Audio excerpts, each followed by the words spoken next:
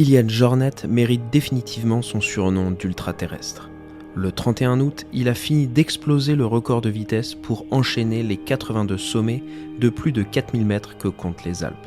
Et le tout sans utiliser de moyens motorisés pour relier ses ascensions. Il a donc couru ou pris son vélo pour se déplacer entre les différents massifs.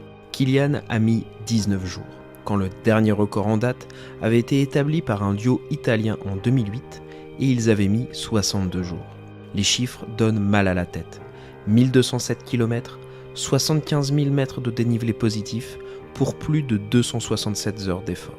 Il faut rappeler que si la majorité des sommets de 4000 mètres des Alpes ne présentent pas d'énormes difficultés par leur voie normale, certaines ascensions sont tout de même cotées difficiles, comme le Grand Pilier d'Angle ou l'Aiguille Blanche de Peutret. Kilian Jornet n'est pas seulement qu'une légende de l'ultra-trail, il vient aussi d'inventer l'ultra-alpinisme. Vous avez donc enchaîné ces sommets des Alpes à toute allure, à pied, en vélo, 1200 km de distance. Forcément, on a envie de savoir, vous allez comment aujourd'hui? Ça va pas mal en fait. Je dirais que physiquement, on a bien géré la chose. Après, ça a été quand même pendant 20 jours presque un rythme de vie qui est pas normal avec beaucoup d'air d'effort, mais aussi beaucoup d'air de tension, de mentalement être attentif tout le long. Donc là, il faut se remettre à la vie normale, on dirait. Et c'est ça qu'il faut que je fasse les prochaines semaines. Ouais, parce que vous avez pris un seul jour de repos sur les 19, dormi 5 heures par nuit environ. Avec ce genre de rythme, avec ce genre de dénivelé, de course, il y a forcément des moments où ça tire. Comment on tient? Je pense qu'on tient parce qu'on aime, parce que même si c'est difficile, il y a quand même des moments qui sont magiques. Il y a des paysages, on attend à gravir des sommets avec des beaux rochers, à boire des couchers de soleil, boire des choses. Et je pense que c'est cette passion qui fait qu'on continue jour à jour. Que moi, demain, si je m'y mets sérieusement, bah, je peux faire la même chose.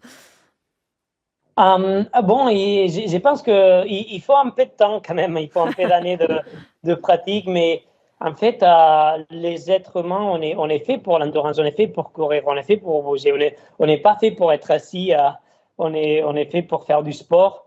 Et en fait, c'est ça qui est bon, c'est que bon, c'est pas demain qu'on peut dire je vais faire ça, mais qu'avec des années de pratique, d'entraînement, de prendre les connaissances, on est capable de faire des choses qu'on ne croyait pas. Je dirais, tu vois, je suis un mec normal. Non. Non, mais je pense que j'ai beaucoup de passion et j'ai fait les choix pour arriver là pendant toute ma vie, quand j'étais jeune, de dédier ma vie à l'entraînement, à toujours être constant avec l'entraînement. Et c'est ça que finalement, on pense toujours aux entraînements miraculeux, aux séances magiques, et ça n'existe pas. En fait, c'est le jour à jour, le lifestyle. Oui, en fait, et pendant cette traversée des Alpes, j'ai vécu sur ma peau avec les chutes de cailloux, avec les effondrements par rapport au permafrost qui font. On voit les glaciers, c'est des choses qu'on voit d'une façon journalière. Et là, ça faisait une dizaine d'années que je n'étais pas venu dans les Alpes à grimper. Et la différence, elle était énorme. Je pense qu'il faut ce qu'on voit avec nos yeux, qu'on le passe aux personnes qui nous suivent, à la société, pour montrer les changements qu'on constate et qu'on écoute les scientifiques, qu'on écoute les experts pour savoir quelles sont les actions qu'on peut prendre pour essayer de reverser ou désaccélérer cette tendance qu'on a depuis des décennies.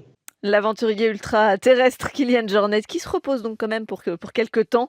Merci beaucoup d'avoir malgré tout accepté de nous accorder un peu de temps pour cet entretien sur France Inter. Merci. Merci à vous.